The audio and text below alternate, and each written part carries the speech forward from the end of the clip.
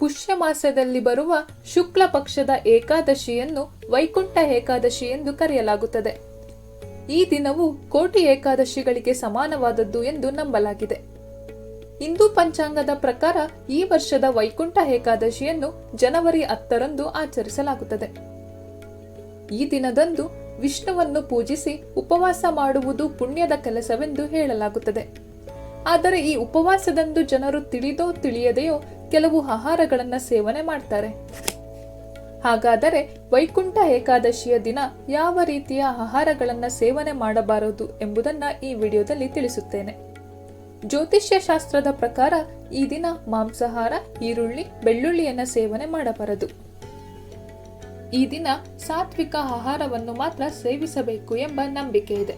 ಏಕೆಂದರೆ ಉಪವಾಸದ ಸಮಯದಲ್ಲಿ ಮನಸ್ಸಿನಲ್ಲಿ ಶುದ್ಧ ಮತ್ತು ಸಾತ್ವಿಕ ಮನೋಭಾವ ಇರಬೇಕಾಗುತ್ತದೆ. ಹಾಗಾಗಿ ನಮ್ಮ ಆಹಾರ ಕ್ರಮವು ಅದೇ ರೀತಿಯಲ್ಲಿದ್ದರೆ ಉತ್ತಮ ಎನ್ನುವುದು ನಂಬಿಕೆ.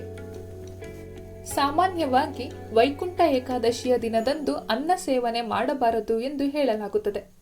ಏಕೆಂದರೆ ಪೌರಾಣಿಕ ಕಥೆಯ ಪ್ರಕಾರ ಮಹರ್ಷಿ ಮೇಧ ಎನ್ನುವ ವಿದ್ವಾಂಸ ಶಕ್ತಿ ರೂಪಿಣಿಯಾಗಿರುವ ದೇವಿಯ ಕೋಪಕ್ಕೆ ಗುರಿಯಾಗ್ತಾನೆ. ಆಗ ಆತ ತನ್ನ ದೇಹ ತೊರೆದು ಭೂಮಿಗೆ ಬೀಳ್ತಾನೆ. ಈ ಘಟನೆ ಏಕಾದಶಿಯ ದಿನದಂದು ನಡೆದಿತ್ತು ಎಂದು ಹೇಳಲಾಗುತ್ತದೆ. ಬಳಿಕ ಮಹರ್ಷಿ ಮೇಧ ಅಕ್ಕಿಯ ರೂಪದಲ್ಲಿ ಜನಿಸುತ್ತಾನೆ ಎಂಬ ನಂಬಿಕೆ ಇದ್ದು, ಈ ಕಾರಣದಿಂದಾಗಿ ಅಕ್ಕಿಯನ್ನು ಜೀವಿ ಎಂದು ಪರಿಗಣಿಸಿ ಉಪವಾಸಗಳ ಸಮಯದಲ್ಲಿ, ಅದರಲ್ಲೂ ಏಕಾದಶಿಯಂದು ಅನ್ನ ಸೇವಿಸದೆಯೇ ಉಪವಾಸ ಮಾಡಿ ದ್ವಾದಶಿಯಂದು ಅನ್ನವನ್ನ ಸೇವಿಸುತ್ತಾರೆ.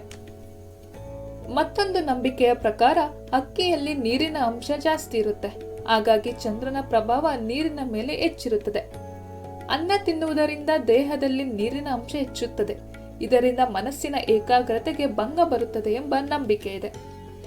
ಈ ದಿನ ಉಪವಾಸ ಮಾಡುವುದು ಮತ್ತು ದೇವರನ್ನ ಸ್ಮರಿಸುವುದು ಬಹಳ ಶ್ರೇಷ್ಠ ಎನ್ನಲಾಗುತ್ತದೆ. ಉಪವಾಸ ಮಾಡದವರು ಕೂಡ ಈರುಳ್ಳಿ, ಬೆಳ್ಳುಳ್ಳಿ ಮತ್ತು ಮಾಂಸಾಹಾರದಿಂದ ದೂರವಿರಬಹುದು. ಈ ರೀತಿ ವಿಷ್ಣುವಿನ ಪ್ರಿಯ ಏಕಾದಶಿಯ ಉಪವಾಸವನ್ನ ಸಾತ್ವಿಕ ರೂಪದಲ್ಲಿ ಪೂರ್ಣಗೊಳಿಸುವುದು ರೂಢಿ.